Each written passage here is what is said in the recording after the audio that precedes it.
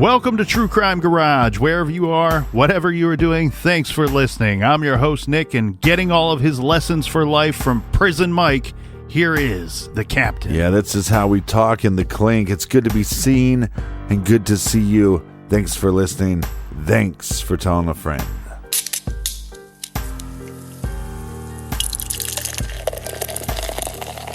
This week we are featuring Rollerblade by the creative minds over at one of the very, very best in the beer business, Hoof. This is a dry... Come on, get it together. This is a double dry hopped double IPA. That's what Tim Duncan calls a double blade. Garage grade 4 3/4 bottle caps out of 5. And here's some cheers to our good friends. First up, thank you to Francesca in Springfield, Illinois. And a big shout out to Jennifer in Cranston, Rhode Island. It's neither a road nor an island. Discuss amongst yourselves. Next up, we have Megan in Beaver, Oklahoma. And another shout out to Megan, but she's in Spring, Texas. Here we go. We have a shout for Tanya in Grove City, Ohio. And last but certainly not least, we have Mark and Gemma in Belfast, Northern Ireland. Thank you to everyone who helped us fill up the fridge for this week's beer fund. Yeah, thanks for the support for the BWERRUN beer run. For all of our old episodes, download the Stitcher app. And for our bonus show, check it out on Stitcher Premium. And that is enough of the business. All right, everybody, gather around, grab a chair, grab a beer. Let's talk some true crime.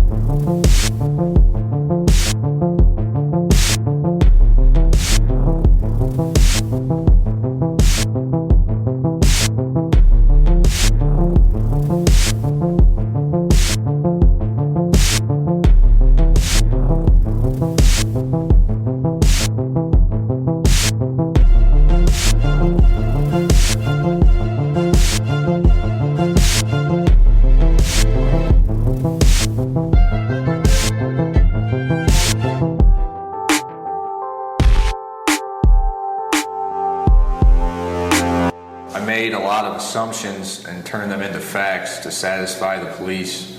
When I did that, I used the opportunity to move the blame onto Ryan and off of myself. Things happened much differently than I had previously stated. When we left the club, I cannot honestly remember if we had robbery on our minds. I made up the statement about Ryan giving me the tire iron and saying that we might get messed up without it. I imagined that it might have occurred that way because I knew I had beaten the victim with a tire iron. I could not accept in my conscious mind that I was the sole perpetrator and aggressor, so I put a lot of the blame on Ryan. I don't think that much of it was even consciously done. It was just too hard to admit to myself and others that I had killed someone. I could not even accept the possibility of it. We had never done robberies before. We never did them after. We broke a lot of stuff, which was probably what we had in mind when we left the club. I believe that I flipped out, committed the entire act alone and with little forethought. I remember feeling psychotically giddy, if that's understandable. I did not tell Ryan what I was going to do. He had no idea that I would act in such an aggressive manner. I don't remember how much of it he was there for. He could not stop me. He could not stop me, though he tried at the end. If he had wanted to stop me before and during much of the act, I was armed with a tire tool. Ryan did not say, "Come on, let's get this over with," while I was stalking the victim. He was actually pleading, "Come on, let's go." He did not want a part in it. Again, I turned it around because I did not want to accept the responsibility of the sole perpetrator. I strangled Kent Heitholt to death. I did not remember this until the police told me what he was strangled with. When I said, "That's fucked up," after they told me what he was strangled with, I just remembered doing it. I then denied remembering it. I lied right there. That was the first blatant lie. It was then that I knew I had done it. I was worried about survival. It was too hard to throw away my entire life and put my head on, quote, the chopping block. see the video of the interrogation for that. I tried telling the police that I might have strangled the victim. One of the officers stopped me. He got mad. He did not want to hear that I might have done it. Again, see the video. Before I knew I had done it, I consciously assumed it was Ryan because it was too hard to accept that I might have done it. I made up what I said about Ryan being on top of the victim. I lied about him strangling the victim to everyone from Nick Gilpin to the jury. On a subconscious level, I've always known that I did it. That is a part of me that I have accepted. I enjoyed doing it at the time. I was in a lot of pain and felt the need to take it out on someone else. There was something wrong with me. I regret now that I put an innocent man through that. He didn't deserve it. I don't lose sleep over it, though. It's more that I feel it was a sort of violation. Had he been my enemy, I wouldn't regret it, except for the prison time that came with it.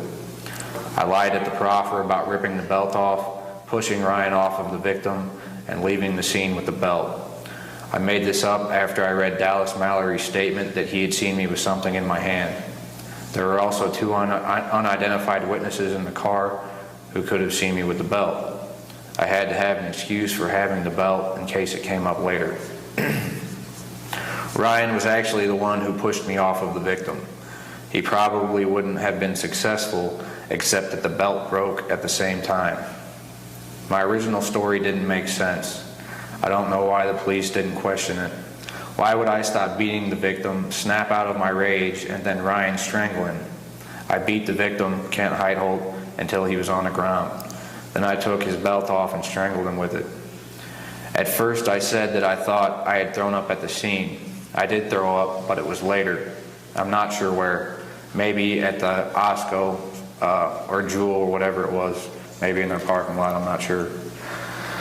Saying that I thought I got sick at the scene was convenient because it removed me from the situation. I said I was sitting on the curb feeling nauseous in between the time that I stopped beating the victim and I pushed Ryan off of Kent Heitholt. That was a lie. Ryan never touched the victim. I lied about remembering taking items from the victim, though I believe I did.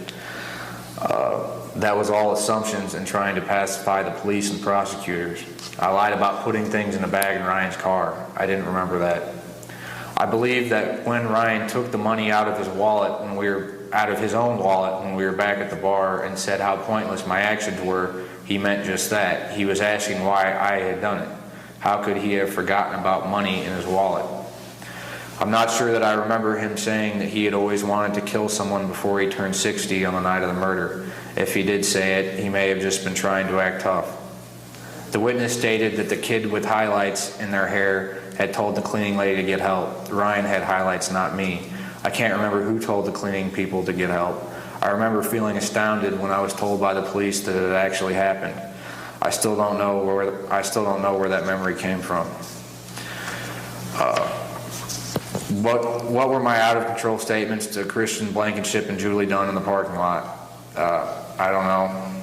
That's something that I'd like to know, and they should probably be asked about. And finally, after the murder, I remember telling Ryan that it didn't matter who did what because we were both there. I said this so he would keep his mouth shut. That's it. Okay, let me ask you just a couple of follow-up questions. So, are you saying today that you are the sole murderer of Kent Heitholt? That's correct, yes. Okay.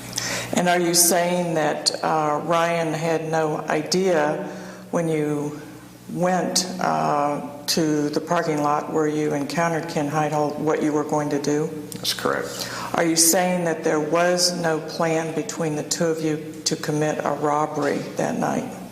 I don't know. Do you have a recollection of that? I can't remember what we intended to do. I don't know. What was the position of Mr. Heitholt when he was strangled? He was face down. Okay. Yes. I want to ask you again, is it correct that you're the one who declined to have an attorney present today? That's correct. And are you currently on any medication of any type? No, I'm not. Okay. Do you feel that you're making this statement from your memory of the events of what happened that night? That's correct. Okay. I don't have any further questions.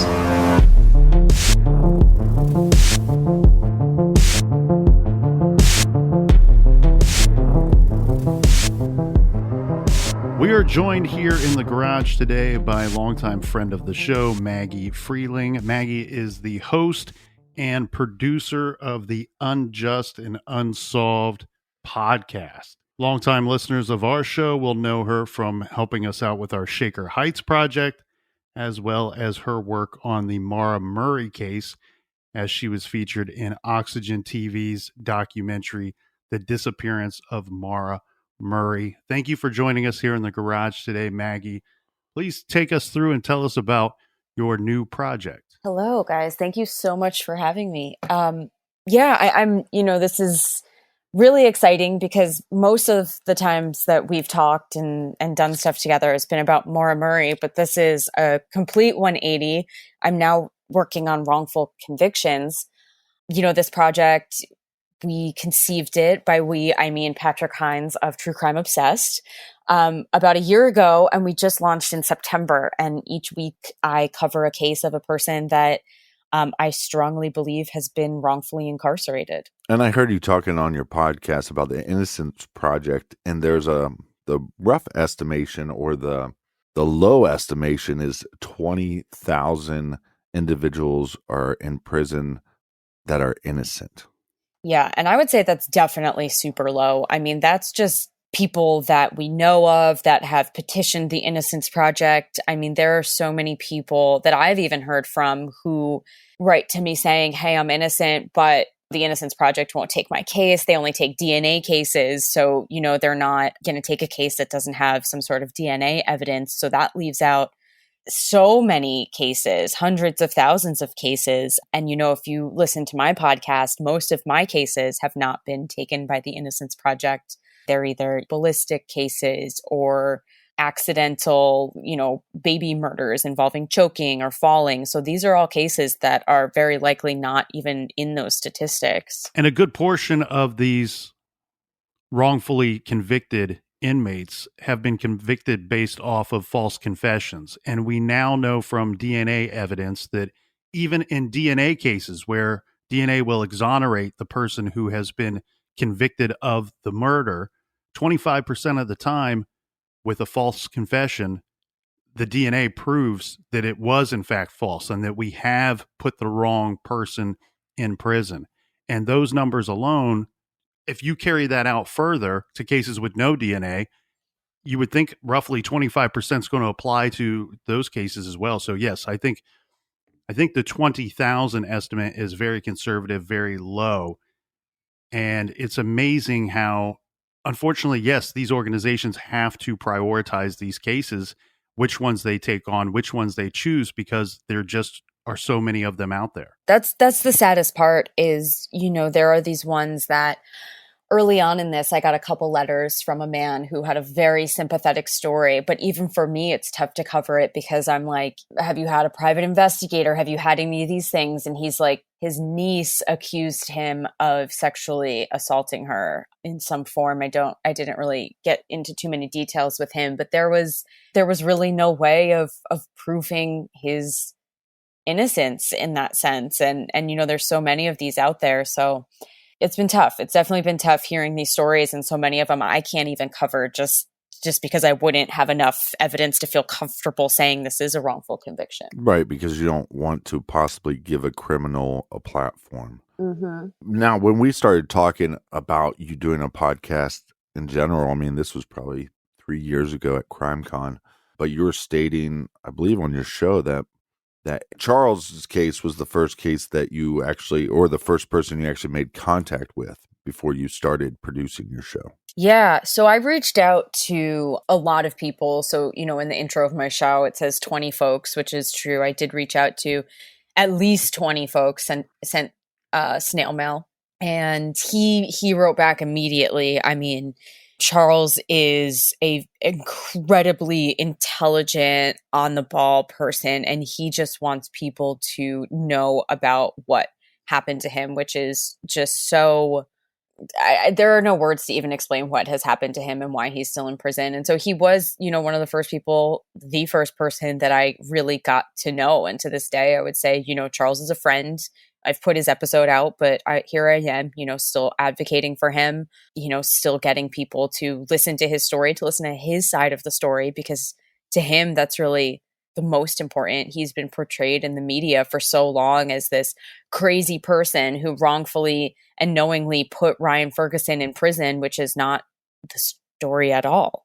So for me, it was really important to talk to Charles and hear what he has to say. Well, in this story, it involves the unjust convictions of two individuals and therefore leads us to the unsolved murder. And can you take us through the attack and murder of Columbia Daily Tribune sports editor Kent Heitholt? So this is the perfect time of year to tell this story because it was Halloween night 2001. Kent Heitholt, he was the sports editor for the Columbia Tribune. This is in Columbia, Missouri. He's leaving work super, super late. It's around 2:10 a.m. that he says goodbye to his colleague near his car. And he is later found sometime, 10 minutes later, around 2:20 a.m., brutally beaten and strangled in the Tribune parking lot. Again, this is Kent Heitholt. He was 48 years old. He's a family man, brutally beaten and strangled in the parking lot. He was leaving work, but he also stopped to feed a cat. Yeah, so that's what I was reading in some of these old papers. He stopped to feed a cat, and that's so Michael Boyd, and we'll get to him, as you guys know, in a little bit. He is a colleague. I believe he was also a sports writer. I think Kent was his boss. He's the last person to see him alive in the parking lot. And they were talking about, feeding these cats. And then according to Boyd, he leaves and almost immediately after that, Heitholt is beaten, strangled, bludgeoned, and left for dead. And two other people working at this building, they see or believe they saw something in the parking lot. They call this into 911 to say that Kent has been attacked in the parking lot. We need paramedics. We need police. Yes, two janitors, Shayna Ornt and Jerry Trump. They are two janitors. And so according to Shayna, she has multiple affidavits. She comes out and sees two young white folks who allegedly say someone is hurt, and then they leave. And she sees Kent Heitholt, her colleague, and she calls the police, and there's a 911 call that you can listen to. It's her and Jerry Trump calling the police saying, Kent is laying in the parking lot. He's not moving. We need help. But the case doesn't really go anywhere, right? We have two potential witnesses. We have some physical evidence at the scene, but this man was beat to death in the parking lot and choked, and the case doesn't really seem to go anywhere. This takes us to the 2-year anniversary marker, and the Columbia Daily Tribune, they start running the story again. One of their own has been murdered on their property, and they're trying to get some answers for Kent Heitholt, who used to work for the Tribune. As far as the evidence they have blood evidence, they have fingerprints, they have shoe prints, they have the weapon, they have obviously these two eyewitnesses that saw these other two individuals. We don't know if they're attackers or if they were just passerbyers or if they were witnesses to the crime. So they do have quite a bit of evidence, but like you said, it just doesn't go anywhere. Part of that evidence is Shayna does a police composite sketch. So on this anniversary of the murder, like you said, 2 years later in 2003, the Columbia Tribune puts out this sketch from Shayna. And then this is where we get into the entire story of Charles and Ryan. This sketch comes out in the paper, and Charles Erickson, who at the time just remembers that this was Halloween night, he was doing a lot of drugs, including cocaine, pills. He's going to also have done LSD, mushrooms. He's a high school kid. He's just experimenting. This night he blacks out. And so 2 years later, he sees in the paper this sketch that he thinks looks a lot like him. I would argue it looks like a pretty generic young white man, buzz cut, pretty generic looking. But Charles is thinking, oh my gosh, I was at a party near there. It was Halloween night. I have no idea what happened. I was completely blackout. This looks like me. Hold on, what's going on? Did I have something to do with this? Yeah, which is very interesting because taking a look at Charles and looking at this sketch, I don't think they look anything alike, personally. Yeah, I don't really think so either. But Charles, and this is where I always thought it was so important to tell his story because, not only did he allegedly have substance abuse issues, I would say he's just a teenager just, doing his thing. But okay, people are calling it substance abuse issues. Not only did he have that, but he did also have, OCD, anxiety, some mental issues as well that were really causing him to think about this and overthink about this and obsess over this. And guess what, that obsessing, he really thought this looked like him. And he went to Ryan and said, hey man, did we have anything to do with this? And Ryan was like, what are you even talking about, dude? I dropped you off at home after the party around 1:30. You were home, like, get away from me. This is crazy.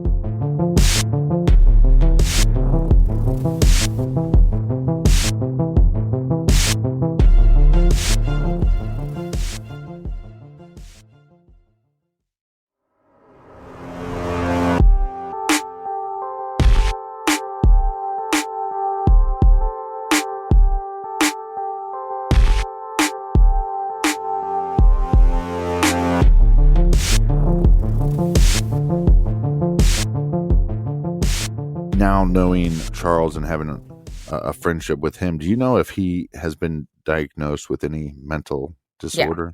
Yeah, so those are currently in all of his appeals, like these compounding factors. That's with it too, that he was someone who was troubled, did have, some mental disorders, and the police completely took advantage of that. At the time that I spoke with his lawyer, that appeal wasn't in yet, so he didn't get too into details, but now that I've read them, like, yes, he has OCD, he has anxiety, he does take medication for it, he is in therapy for it now, but back then at 17 years old, compounding with drinking a lot, doing cocaine, doing LSD, it was not a good combination. This case has always been on my radar because when you see I believe it was Dateline the first time I heard about it, it's so scary to think, being in Ryan's shoes, and I've always viewed this case through Ryan Ferguson's lens, that you're out at this party and you're drinking and having a good time, and at some point it's time to go home. I'm going to drop off my buddy, and then I'm going to go home, and 2.5 years later, I am being pulled into, they're questioning me now. Well, one, on these events, and yes, I mean, it happened on Halloween, so it's a little bit easier to remember what happened. But could you imagine if it was not on Halloween, how less of the story he would have known? And if you watch those interrogations, they're scary to watch because they're feeding Charles all this information. And then the other interrogation, you have Ryan going, look, I wasn't even there. Yeah. So I guess my question would be, how much do you think time played a factor in this? Meaning the cops had really nothing to go off of for 2.5 years. So do you think that played into the way they handled this case? I do.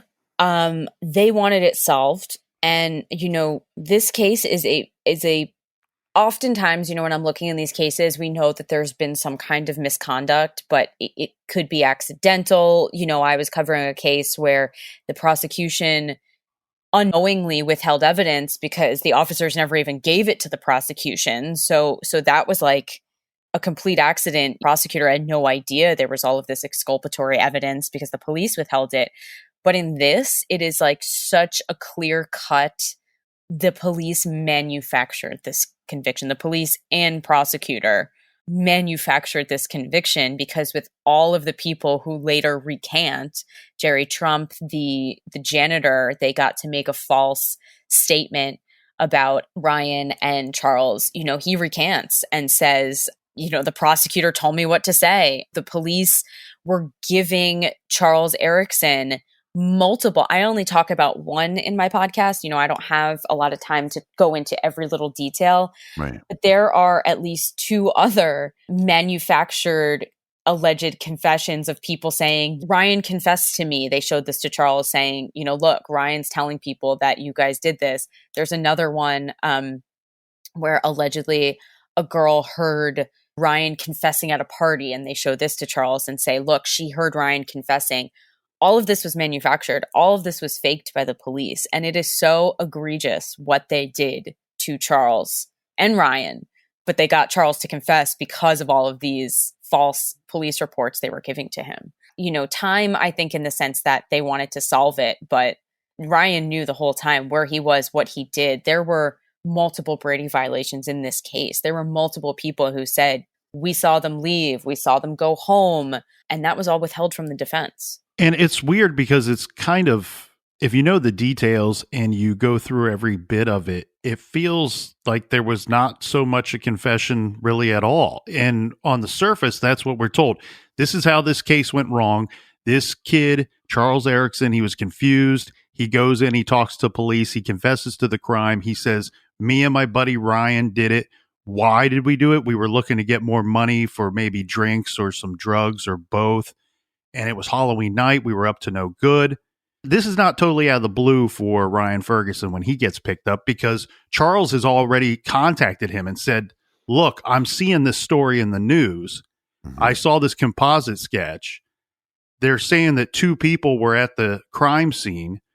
Is this something we did? The bar we were drinking at was near this area. Were we involved in this guy's murder? And of course, Ryan's telling him, dude, you're crazy. I don't know what you're talking about here. And then a couple months go by, he's picked up. Ryan's picked up. And what we're getting here in the interrogation rooms are 2 very different things. We have Ryan saying, I did not do this. I don't know what this other guy is telling you, but I was not there. I'm not just innocent of the murder. I'm innocent of even having been there. I didn't have the ability to even commit this crime because I wasn't physically there. Right. On the other hand, in the other room, what we got going on is Charles Erickson, who's saying he's less confessing to it, more so asking them, could I have done this? Yeah. Yeah. He says, could I have done this? And what has happened, and Maggie, you hit the nail right on the head there, was he saw this in the news. He blacked out that night. He had a history of blacking out. And then he said he remembered some things of that night. But I think you're exactly right. I think he started obsessing about this crime, and his mind started filling in some of the blanks on its own. By the time he gets in that room with police are saying, walk us through the crime. Well, he's getting details wrong, and they know that he's getting details wrong, and they start to feed him information.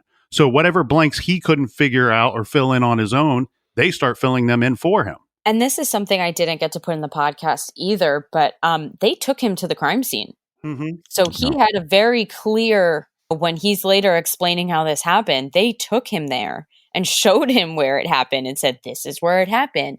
This is, where he was found strangled with the belt. So he not only has been fed all this information, he was taken to the crime scene to give an even more accurate description of this murder that he allegedly committed. So it's incredibly disturbing. When they pick up Ryan Ferguson, one of the things the detective says to him is that I'm a fact gatherer, which will drive you nuts in this case, because if you're a fact gatherer, then you would have known pretty quickly that Charles knew nothing about the crime scene, the victim, or anything that happened that night because he wasn't there.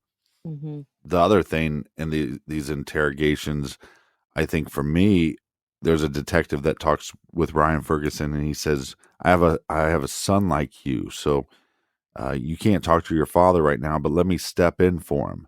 There's multiple times where I think I would have stopped as a detective and said, this isn't making sense. We need something that actually connects them to the scene, or we're going to have to let these guys go. They knew that they did not do this. None of the evidence, they tested all of the blood evidence, the hair evidence, all of this did not match Ryan and Charles.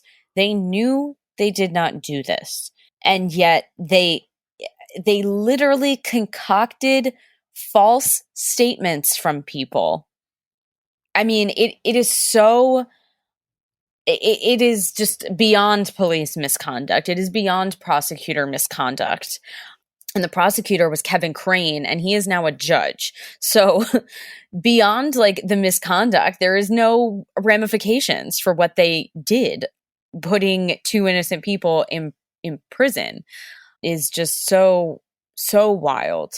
Well, do you know this, and you might not, that because different departments work different ways and different cities work different ways. So in some cases, the detectives are the ones that push the trial to the prosecutors.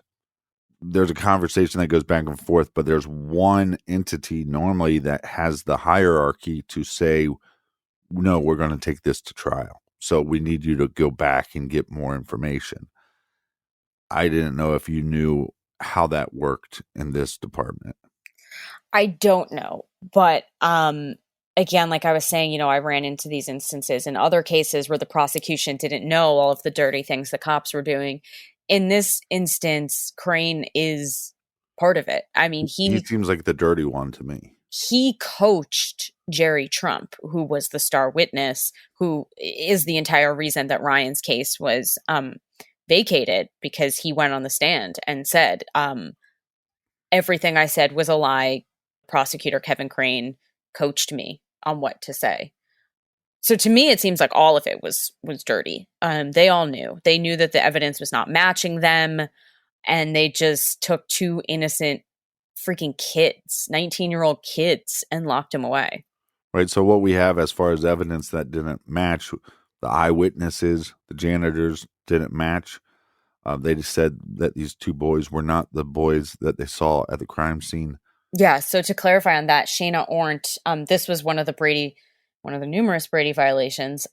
She specifically told the police when they showed her photos, it is not them. It is not Ryan Ferguson. It is not Charles Erickson. That is not who I saw at the scene.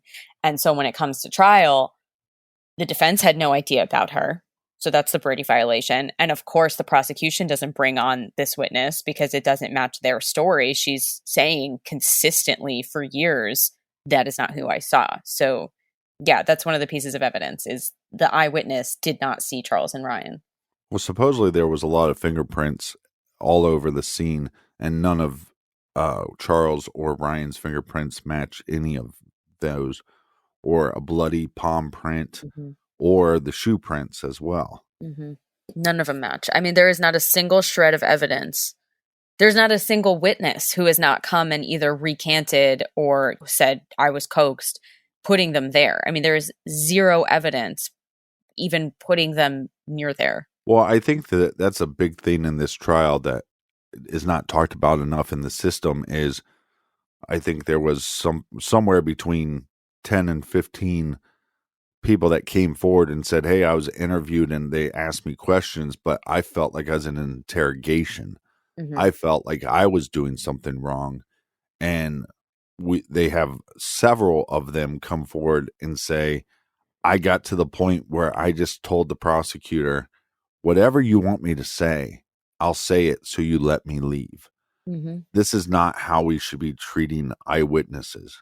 And the other thing too that I want to step back to for a second, when you were talking about, how they didn't have their parents there. Not only did they not have their parents there, they weren't read any kind of Miranda rights. They weren't under arrest. They had no idea. I mean, they're kids. We work in this field, so we know, if you're taken in, you're not under arrest. You don't have to say anything. You can leave. You can walk out. He has no idea what's going on. Right. He's a scared kid. But when I say he, I mean, I'm talking about Charles specifically. because he's the confused one. I mean, Ryan is very adamant, like, y'all get the hell up away from me. I didn't have anything to do with this. But Charles is like, I don't know. And he wanted to help so bad. And I talk about this in the podcast when, now he understands he's innocent, but he didn't at the time because so much evidence was withheld from him. He didn't know that these were all false police reports given to him. He had no idea that DNA was exculpatory for him and Ryan. He didn't know any of this until around 2013. So he's sitting there thinking, I think we did this. Ryan is not trying to help or be helpful, and I want to help. So, what do I have to do to help? A man is dead, and I don't. Right, but that's not even the story he's being told, because in the other room, like you said, if Ryan knew, hey, I'm not under arrest, I wasn't there, F you, he could have just walked out. Yeah. And that's probably what he should have done. And then in this other room, or later on, when they're talking to Charles, what do? They go, hey, by the way, your head's on the chopping block. And if you don't confess against Ryan, he's going to confess against you. Mm-hmm. And so for a 17-year-old... To 19 at the time, Or, 19 at the time of questioning. But he doesn't know that the cops are allowed to lie to you. Yep. I think most people would assume that the cops are not legally allowed to lie to you. So now you have somebody in the other room, or nobody in the other room, but they're telling you, hey, if you don't confess, you're going to get the bad end of the stick. And I that's something I haven't really looked into. Like, we know that's a thing, that they're allowed to lie to you. I didn't know they were allowed to go as far as making fake police reports. I didn't know that. Where is the line on what they can do to get, a confession out of somebody? I think that's what's so tricky here, because we have Charles Erickson who's saying, he's asking, did I do this? I may have done this. I don't know. He's flat out telling them, I don't know. Maybe I'm crazy. He says that several times when he can't get a question right. He goes, well, now I don't even know if I did this. Maybe I'm crazy. Yeah, he or gives maybe them I'm making this up. Several outs. And the thing is, it starts off as a slippery slope. I get it from the police end. From the police end, they're like, look, we have reason to believe we might be looking for two perpetrators, or one attacker and one witness. Now we have this kid who comes forward, says, me and my buddy, I think we did this. And of course, you got one guy in one room and one guy in the other. One guy saying, we might have done this. The other guy saying, go to hell, I didn't do this. That happens in every crime that's committed by two people. They get one person saying they did and one person saying that they did. And so I get that from the police angle. But the problem with Erickson's confession then becomes, he can't answer these questions. They start filling in the blanks for him. And as soon as he agreed that, yes, it was a belt that Ryan took off of the victim, put it around the victim's neck, and choked him to death. When he agreed that, yes, it was a belt, their holdback information, he sealed his fate right then and there. And it goes so far as he keeps asking them, maybe I didn't do this. I don't know if I did or not. And what you guys are talking about is they are giving outside confirmation to him to say, yes, you did. You're right to come and tell us this, because we got these other people that are backing up portions of your story. We got, who was it? A friend of theirs named Dallas, who all of a sudden says now that they saw, that we know this guy Dallas, he saw you near the crime scene. So everything you are telling us must be true. And that's where it's crazy, because you're not having somebody walk in and pounding their fist on the table and saying, this is what I did, this is how we did it, and this is why. No, you have a guy going, I'm not certain if I did this or not. I have little snapshots. I'm confused about that night. And they're filling in the blanks for him and offering confirmation for him. So now tell us more, because you're going to fry for this. And if whoever speaks first is going to win in this case, Ryan's going to turn on you. So start telling us everything. Right. And I think the other thing that people are also confused about is Charles didn't turn himself in. It was a Crime Stoppers tip, because people had heard him kind of saying, I don't remember that night. I wonder if I had something to do with it. And someone called Crime Stoppers saying, hey, look, Charles Erickson is, talking about this murder. And that's when they brought him in. Who knows what would have happened if someone didn't call Crime Stoppers. But yeah, that's how they wound up in questioning. Paul, is it true that once he made contact with Ryan to say, hey, did we do this, that not only were there rumors, people started circulating rumors saying that Eric was involved, but that Ryan was not involved? I don't know about that. I know Ryan was saying, we had nothing to do with this. And Ryan kind of went about his life, just like, Charles, shut up. Like, what are you even talking about? I don't know if there were rumors about Ryan not being involved, but I know Charles was definitely talking to people. He was really worried, just trying to figure out what was going on. What this ultimately leads to, though, nobody bothers to pull the emergency brake and hit stop on this thing. Everybody just keeps letting it go further and further. And then at some point, the prosecutor starts saying, all right, we're not only we're not going to stop this train, we're going to add fuel to the fire. We're going to put witnesses on the stand, have them say things that they know are not true, because when they don't get a confession, what they're hoping for, police is like, all right, we got one half of the parties confessing. Let's get Ryan Ferguson to confess too. And he doesn't. He does not waver on his innocence. And they have to take Ryan to trial. This is going to get a plea deal for Charles Erickson. Yeah, Charles takes a 25 to life second-degree murder for his testimony against Ryan. And that's one of these things, too. The death penalty was on the table. So he was also absolutely terrified of the death penalty. And you guys know, we see this almost in every single, if not every single, false confession, is the death penalty is on the table. And they're saying, if you don't say something, you're going up for the death penalty. If you just say something, we'll take it off the table. But isn't it more likely that if he was convicted of first-degree murder, that death penalty would be on the table, and it wouldn't be really likely that death penalty would be on the table for murder in the second? Right. Well, that's why he took the plea, because he was up for first-degree murder. He took the plea to get the death penalty off the table. Yeah. And they're going to charge Ryan Ferguson with first-degree murder. And they need him to testify. They need Charles Erickson to testify at Ryan's trial. And I'll tell you what, having seen portions of that trial, look, the prosecutor very strategically had things laid out with different quote unquote witnesses. The defense attorney seemed scatterbrained, seemed that he didn't prepare for this case. He calls Ryan to testify. Ryan was not prepared to take the stand. He was not trained on how to answer the questions.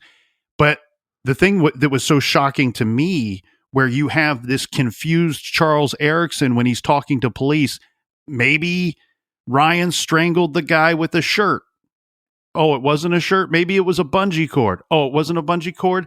We know it was his belt. Okay, Ryan did it with the belt. But when Charles walks into that court, it is shocking. It is stunning. He walks right in and he throws a death stare, a death glance over at Ryan Ferguson, who's sitting in the defendant's chair. He walks up to the stand and now it's like he's an expert on the case all of a sudden. The script is completely flipped and he's up there with the dramatics. He's reenacting the murder for the jury. He was extremely believable, and he had this look of like anger against Ryan Ferguson while he's on the stand. He didn't hide his face from Ryan in shame or guilt or anything like that. He looked at him dead on and said, this is what he did. This is what I did.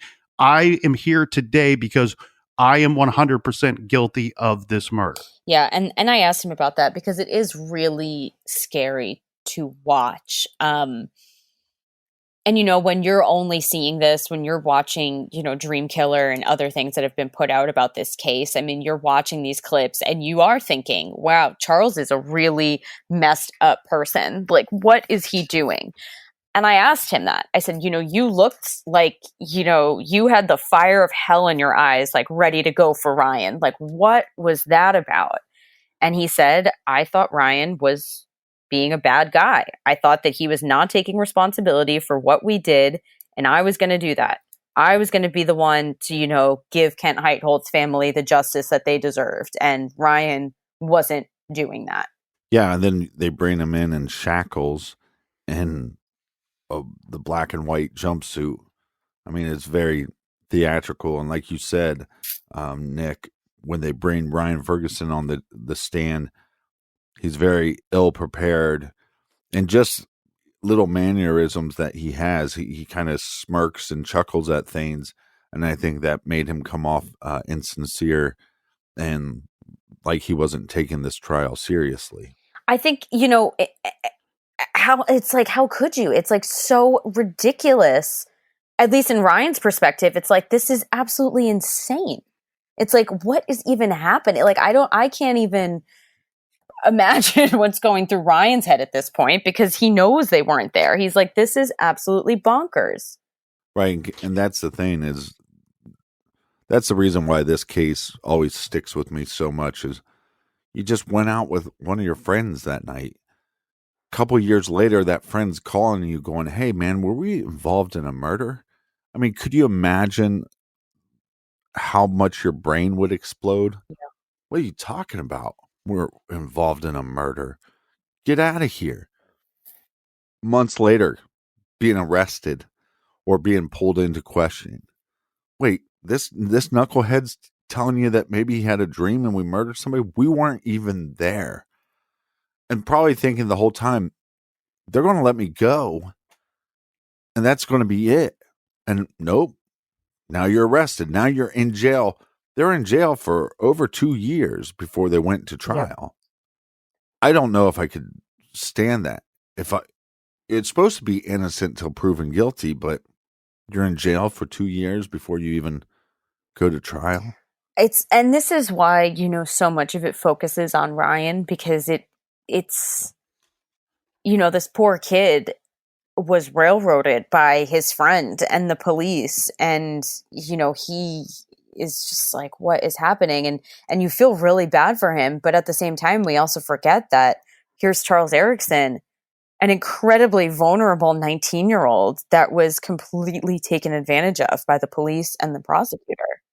And Ryan has admitted that, when Ryan was released, I put it in the podcast, a statement that he said.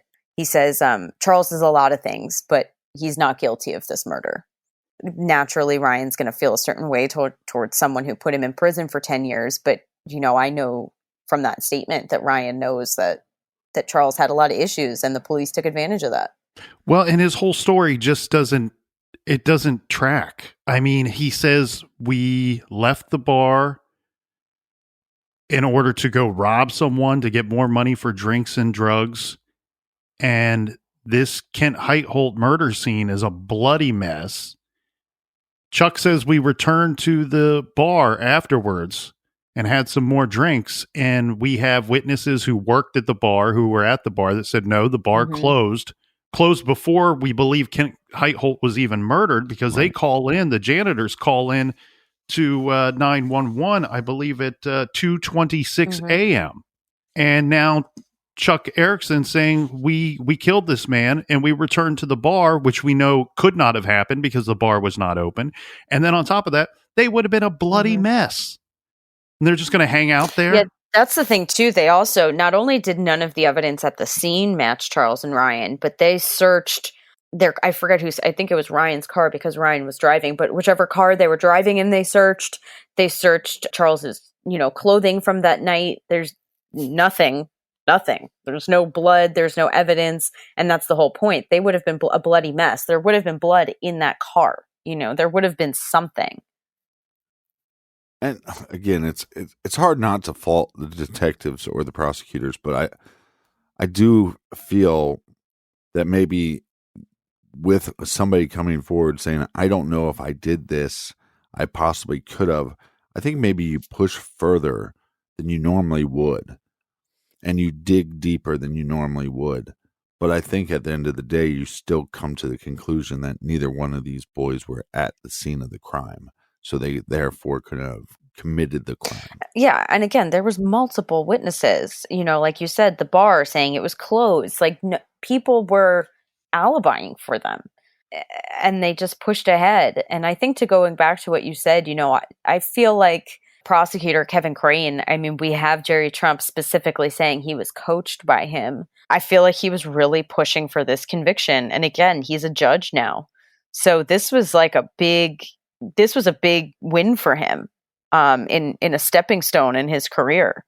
So, the whole thing was just very dirty. Well, and Shauna Ornt says that she told prosecuting attorney Kevin Crane that Ryan Ferguson is not the man that I saw in the parking lot. So, and he kind of conveniently leaves that out. He doesn't get her to change her story, but he never says, point to, do you see the man that you saw that night in the parking lot in this room at court here today? He never asked that question. Then, of course, Ryan Ferguson's attorney is too scared to ask that same question because he doesn't know what the witness is going to say. That's what's bizarre. That shows you how the lack of preparedness on the defense on their end. There were holes to be poked in this story and this narrative and the evidence itself, but he didn't bother poking any of those holes because he didn't seem like he prepared much for this. Had he interviewed Shauna Arndt in advance, he could have asked her that question in a deposition, found out in advance what she was going to say, and realized, wow, that's some powerful information that this jury should know about my client. But he didn't know to do that because he didn't put in the work. Well, and again, it's so bizarre. And one of the reasons is because the system is set up to have checks and balances. And in this case, it's such a perfect storm. We have this kid that doesn't remember, thinks they did something bad. Now he's confessing against you.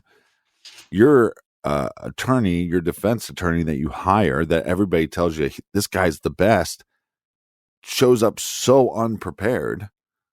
I mean, at one point, he's pointing to a reference map and talking about a restaurant, and the restaurant's not even on the map because it was an old map. This guy was so ill-prepared.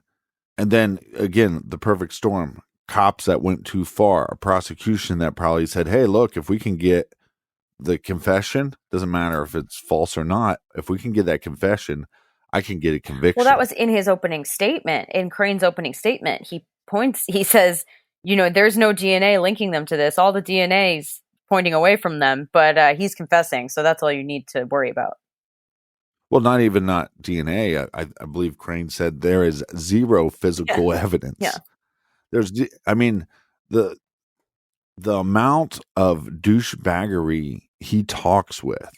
I mean, I wouldn't even call it a swagger. He is so douchey at times. This man is a judge now. He is presiding over cases now. I guess on one hand, people could go, well, he's, taxpayers pay his salary and he got the conviction. By bending the rules. Right. Well, and interrogating eyewitnesses. Now, because of his conviction, the state owes $10 million to Ryan Ferguson alone. That, not to mention when Charles gets out, who's done more time than that. I mean, this conviction was purely for his own political career gain.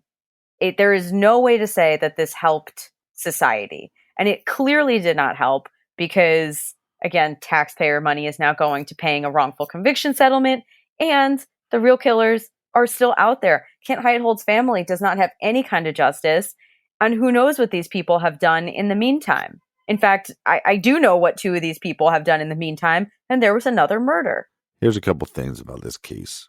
Is, again, the focus normally goes on Ryan Ferguson. He's definitely a victim in this case. As much so, I believe Charles is a victim in this case. But like you just said, Kent is the victim that is most forgotten in this case. His family is forgotten in this case.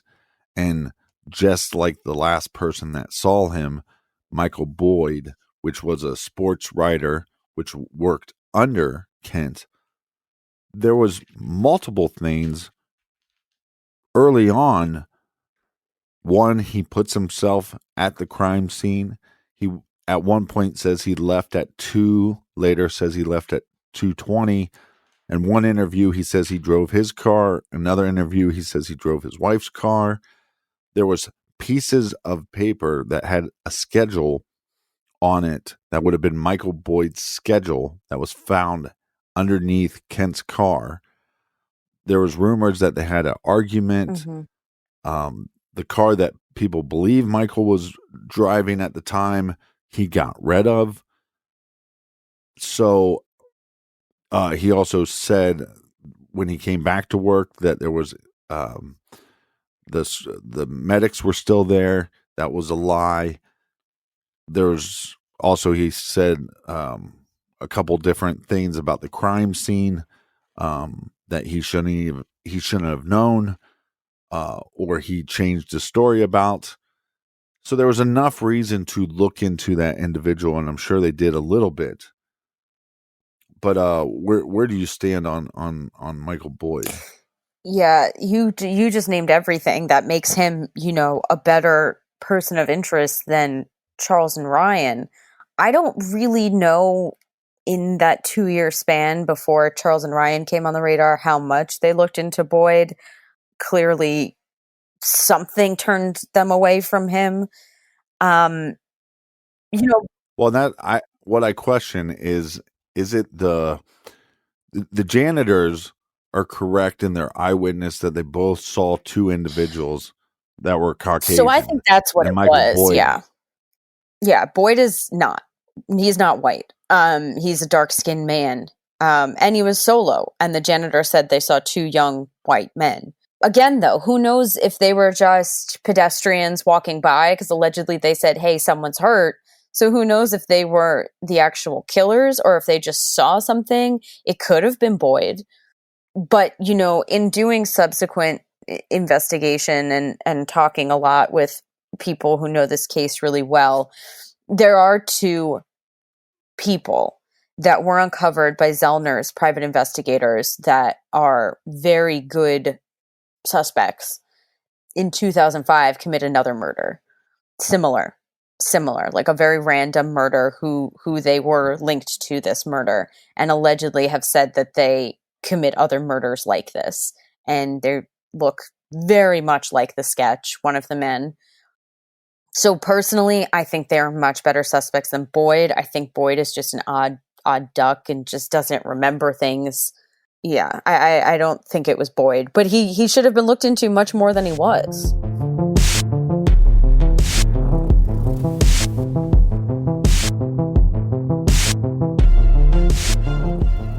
Thanks for joining us here in the garage. Make sure you go to the website, truecrimegarage.com. Sign up on our mailing list. We're going to have 2 more garage sales for the rest of the year.